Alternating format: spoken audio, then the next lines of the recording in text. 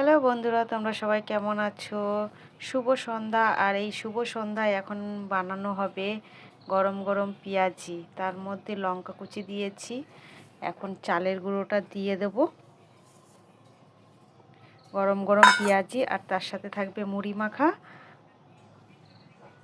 একটুখানি লবণ দিয়ে দেব, একটুখানি হলুদ দিয়ে দেব, একটুখানি লঙ্কার গুঁড়ো দিয়ে দেব। আমরা এটা ভালো করে মেখে নিয়েছি, এখন এটাকে তেলে ভাজবো। আমাদের বড়া ভাজা হয়ে গেছে, এবার তুলে নেব।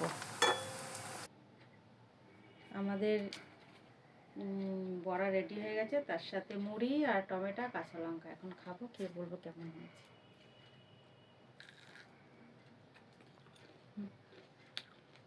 খুব সুন্দর হয়েছে।